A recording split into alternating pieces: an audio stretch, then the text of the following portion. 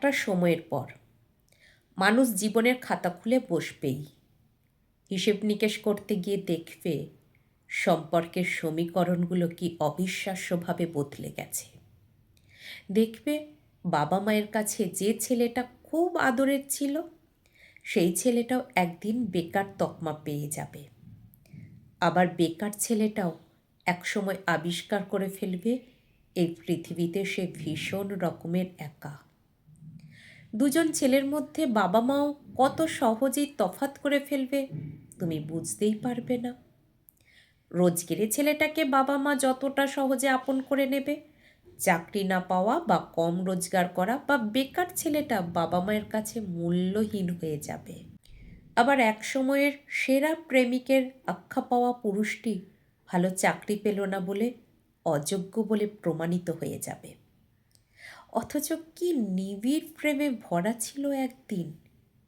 কিংবা ওই মেয়েটা দেখতে অসুন্দর বলে কিছুতেই যার বিয়ে দিতে পারছে না, বাবা মায়ের কাছে অতি আদরের স্নেহের কন্যাটিও হয়ে ওঠে আস্ত একটা বোঝা।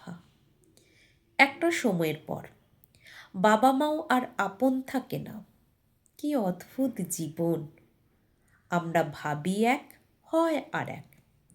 জীবন পাটিগণিতের মতো সহজ সরল অঙ্ক নয়, যেখানে ৯ আর ৬-এর যোগফল ১৫ দাঁড়াবে। জীবনের অঙ্কটা একটু জটিল। কত সহজেই সব কিছু ৯-৬ হয়ে যায়। সহজ অঙ্কটাই পরে একদিন পিথাগোরাসের উপপাদ্য হয়ে দাঁড়ায়। সম্পর্কের সমীকরণ বদলে গিয়ে উপলব্ধি হবে এ জীবনে কেউ কারো নয়, কেউ আপন নয়। তাই সময় থাকতে থাকতে এই পৃথিবীতে নিজেকে দামি করতে হয়। নিজের দাম না থাকলে কে মূল্য দেবে? রোজগার না থাকলে তুমি এই উচ্ছিষ্টের থেকেও অধম। আজকাল রূপ, যোগ্যতা, অর্থ দিয়ে বিচার চলে মানুষের। তোমার দাম কতটা সেটা বিচার হবে তুমি কি করো তার ওপর। তোমার ডেসিগনেশন যত নিচে, তোমার মূল্যও তত নিচে।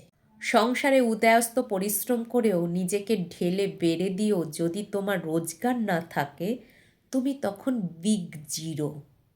আর তুমি যদি বাড়ির বউ হও, তোমার ইনকাম যদি না থাকে, তোমাকে শুনতেই হবে বাড়িতে সারাদিন শুয়ে বসে থাকো, করোটা কি?